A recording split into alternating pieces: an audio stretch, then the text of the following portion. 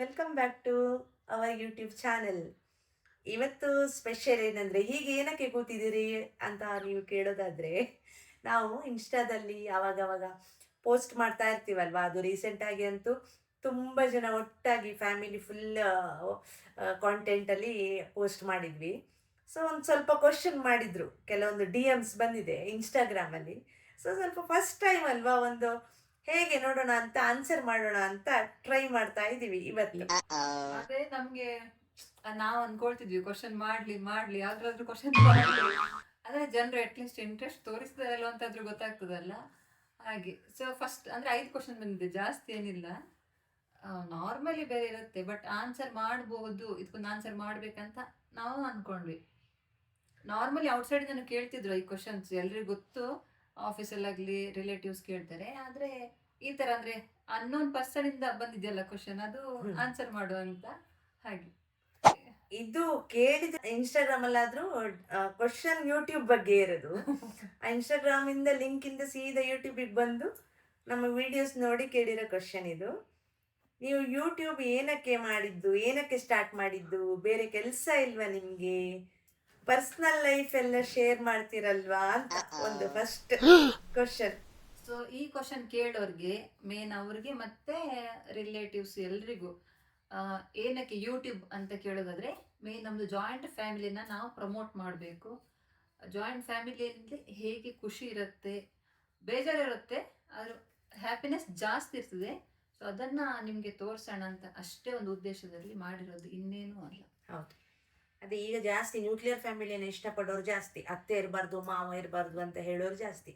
ಅದು ನಮಗೆ ಇಷ್ಟ ಇಲ್ಲ. ಸೊ ನಾವು ಈ ಥರ ಫ್ಯಾಮಿಲಿಯನ್ನು ಇಷ್ಟಪಡೋದು, ಹಾಗಾಗಿ ಇದನ್ನು ನಾವು ಈ ಥರ ಇದ್ದೀವಿ ಅಂತ ತೋರಿಸೋಣ ಅಂತ ರೀಸನ್ಗೆ ಯೂಟ್ಯೂಬ್ ಮಾಡಿದ್ದು ಅಲ್ವಾ. ನೆಕ್ಸ್ಟ್ ಕ್ವೆಶನ್, ನೀವೆಲ್ಲರೂ ಟುಗೆದರ್ ಸ್ಟೇ ಆಗುವಾಗ ಪ್ರೈವೇಸಿ ಏನೋ ಎಫೆಕ್ಟ್ ಆಗಲ್ವಾ ಅಂತ. ಅಂದರೆ ಎರಡು ಫ್ಯಾಮಿಲಿ ಇರೋದ್ರಿಂದ, ಎರಡು ಹಸ್ಬೆಂಡ್ ವೈಫ್ ಇರೋದ್ರಿಂದ, ಮತ್ತು ಅತ್ತೆ ಮಾವ ಅಮ್ಮ ಎಲ್ಲರ ಜೊತೆಗಿರೋದ್ರಿಂದ ಪ್ರೈವೇಸಿ ಎಫೆಕ್ಟ್ ಆಗಲ್ವಾ ಅಂತ ಕೇಳ್ತಿದ್ದಾರೆ. ನಿಂಗೇನು ಅನ್ಸುತ್ತೆ? ಪ್ರೈವಸಿ ಅಂದ್ರೆ ಅವರದ್ದು ಯಾವ ತರ ತಗೊಂಡು ಹೇಳ್ತಿದ್ದಾರೆ ಗೊತ್ತಿಲ್ಲ. ಬಟ್ ನಮ್ಮ ಮನೆಯಲ್ಲಿ ನಾವು ಆ ಥರ ಪ್ರೈವಸಿಗೆ ಅಷ್ಟು ಇಂಪಾರ್ಟೆನ್ಸ್ ಕೊಡಲ್ಲ. ಅಂದ್ರೆ ಈಗ ಹಸ್ಬೆಂಡ್ ವೈಫ್ ಇದ್ದು ಪ್ರೈವಸಿ ಅಂತ ಬಂದ್ರೆ, ಅಫ್ಕೋರ್ಸ್ ನಮ್ಗಂತ ಒಂದು ರೂಮ್ಸ್ ಇದೆ, ನಾವು ಅದ್ರಲ್ಲಿ ಕೂತ್ ಮಾತಾಡ್ತೀವಿ. ನಮ್ದೇ ಡಿಸಿಷನ್ ತಗೊಳ್ಬೇಕಂತಿದ್ರೆ ನಾವು ತಗೊಳ್ತೀವಿ, ಇಲ್ಲ ಅಂತಿಲ್ಲ. ಆದ್ರೆ ಜನರಲ್ ಆಗಿ ನಮ್ದು ಈಗ ನಂದು ರವಿದು ಅಂತ ಬಿಟ್ಟು ನಾವೇನೇ ಟಾಪಿಕ್ ತಗೊಳ್ದಿದ್ರು 4 ಜನ ಕುತ್ಕೊಂಡೇ ಮಾತಾಡುದು.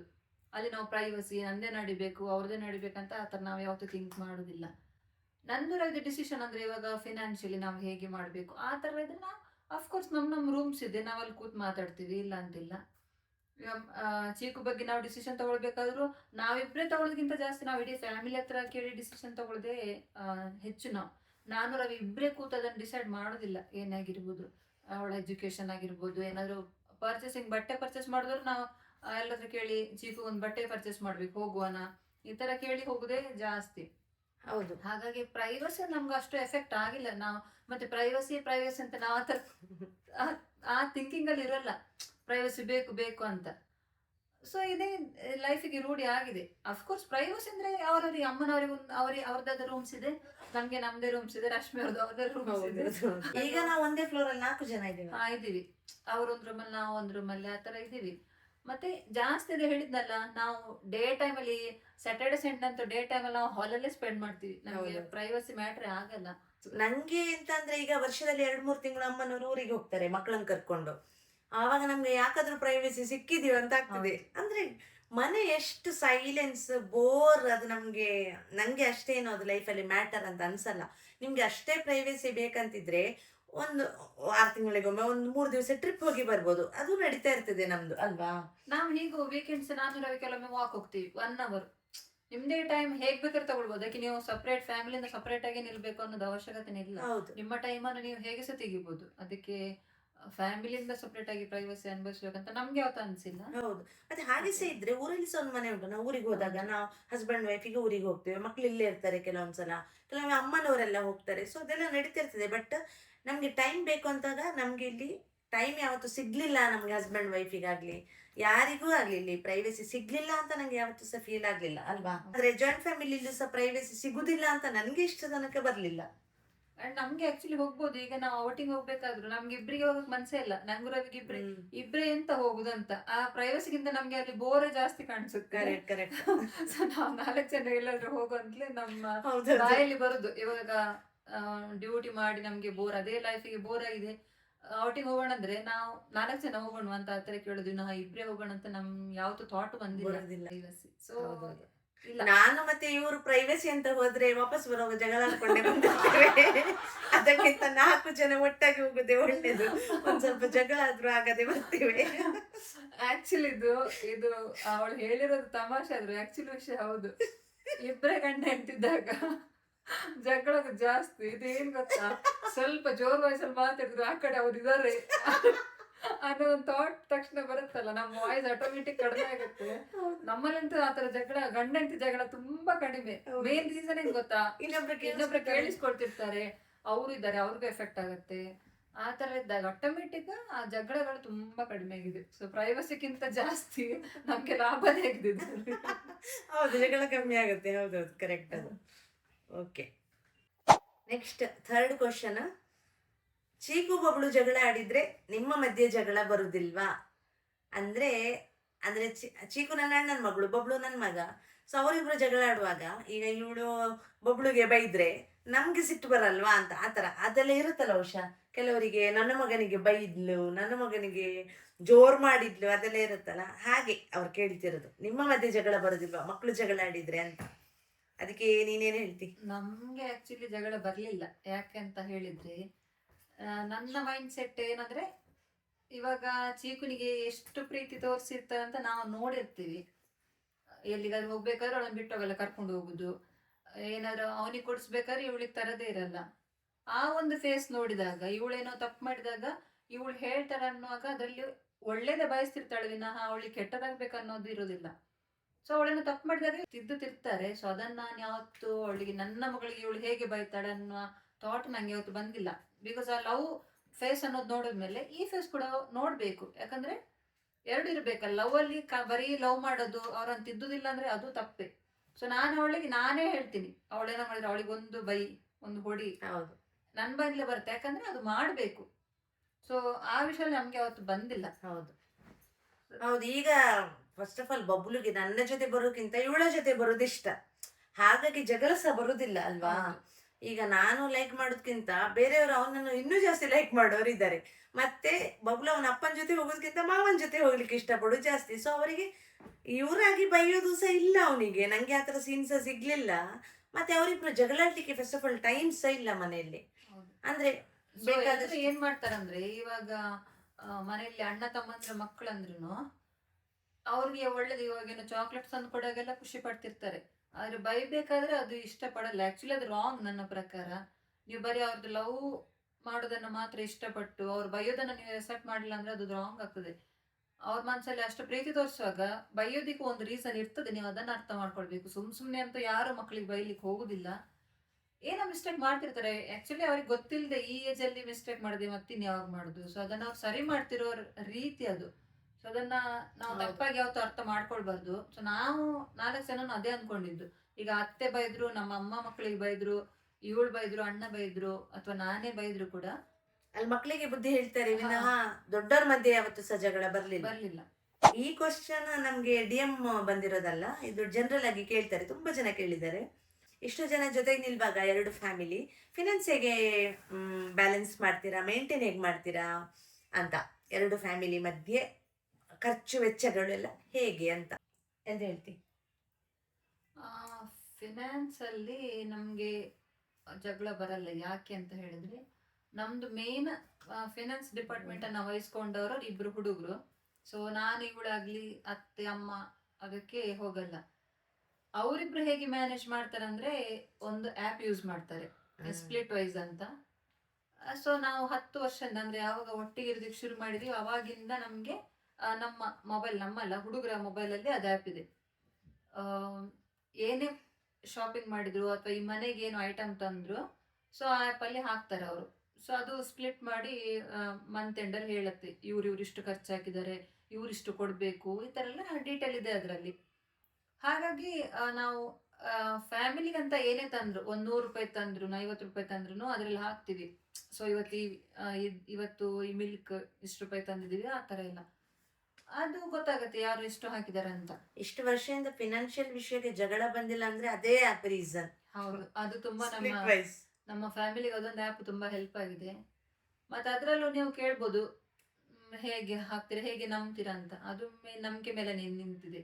ನಮ್ಗೆ ಗೊತ್ತು ನನ್ನ ಅಣ್ಣ ಏನು ಸುಮ್ಮನೆ ಬಂದೇನೋ ಹಾಕಲ್ಲ ಅಂತ. ಅಂದ್ರೆ ಎಕ್ಸ್ಟ್ರಾ ಅಮೌಂಟ್. ಹಾ, ಸುಳ್ಳು ನಾನು ಇವತ್ತು 500 ರೂಪಾಯಿ ಏನೋ ತಂದೆ ಹಾಗೆಂತೂ ನಾವು ಯಾರು ಮಾಡಕ್ ಹೋಗಲ್ಲ.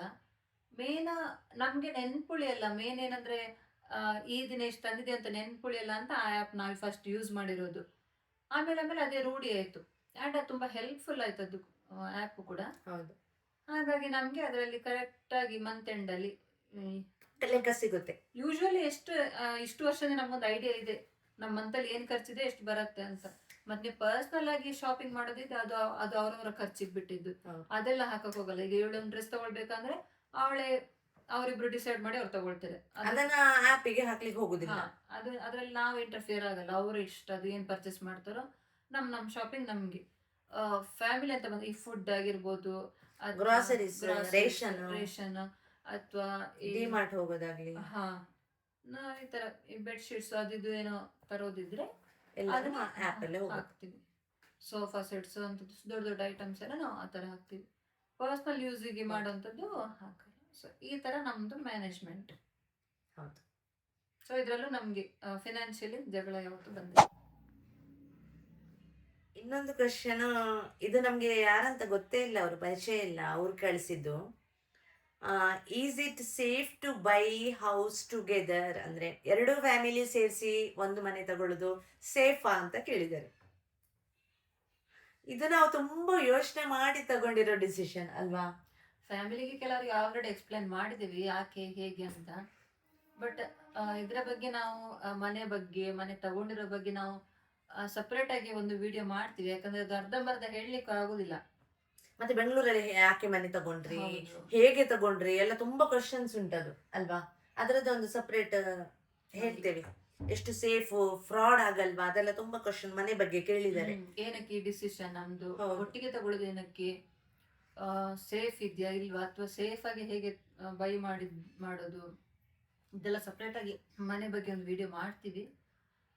ಸೊ ಇದಕ್ಕೆ ಆನ್ಸರ್ ಆದಷ್ಟು ಬೇಗ ಮಾಡ್ತೀವಿ ನಾವು. ಹೌದು, ಇದು ಈಗ ಹೇಳಲಿಕ್ಕೆ ಹೋದ್ರೆ ಫುಲ್ ಅರ್ಧಂಬರ್ಧ. ಹೌದು, ಅಂಡ್ ಅರ್ಧ ಗಂಟೆ ಅದಕ್ಕೆ ಬೇಕಾಗ್ತದೆ. ಸೊ ಅದು ಬೇರೆ ಸಪ್ರೇಟ್ ವಿಡಿಯೋ ಮಾಡ್ತೀವಿ. ಅದು ಆಯ್ತು. ಲಾಸ್ಟ್ ಕ್ವಶನ್, ಇಷ್ಟು ವರ್ಷದಿಂದ ನೀವು ಇದ್ದೀರಲ್ಲ ಜೊತೆಗೆ, ನಿಮ್ಗೆ ಜಾಯಿಂಟ್ ಫ್ಯಾಮಿಲಿ ವರ್ತ್ ಅನ್ಸುತ್ತಾ, ಜೊತೆಗೆ ಇರೋದು ವರ್ತಾ ಅಂತ ಕೇಳಿದ್ವಿ. ನಮ್ಗಂತೂ ವರ್ತೆ ಅನ್ಸಿದೆ. ಮೇನ್ ಏನಂದ್ರೆ ನಮ್ಗೆ ರಿಲೇಶನ್ಶಿಪ್ ಬಗ್ಗೆ ಒಂದು ವ್ಯಾಲ್ಯೂ ಏನು ಅಂತ ಗೊತ್ತಾಗ್ತದೆ. ಹೆಲ್ಪ್ ತುಂಬಾ ಇದೆ.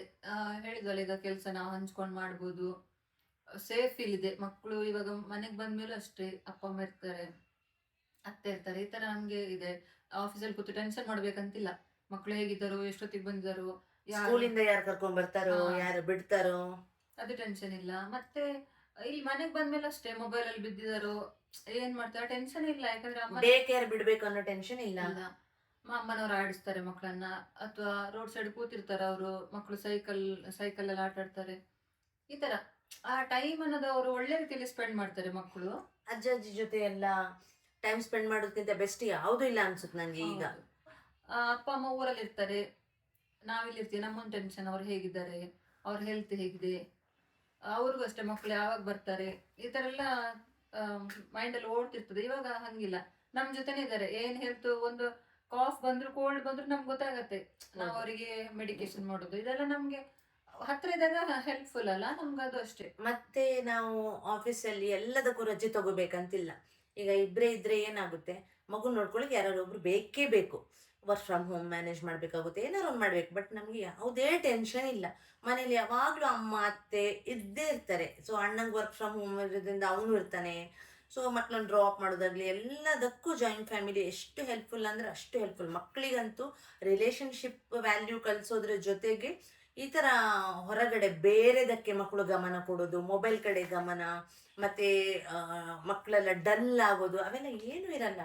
ಅತ್ತೆ ಅಮ್ಮ ಜೊತೆಗೆ ಇರೋದ್ರಿಂದ ಮಕ್ಕಳಂತೂ ತುಂಬ ಚೆನ್ನಾಗಿ ಬೆಳೀತಾರೆ. ಪ್ಲಸ್ ನಾವು ಊರಲ್ಲಿಲ್ಲ, ನಾವು ಬೆಂಗಳೂರಲ್ಲಿ ಇದ್ದೀವಿ ಅನ್ನೋ ಫೀಲೇ ಇಲ್ಲ ನಮಗೆ ಅಲ್ವಾ? ಹೌದು.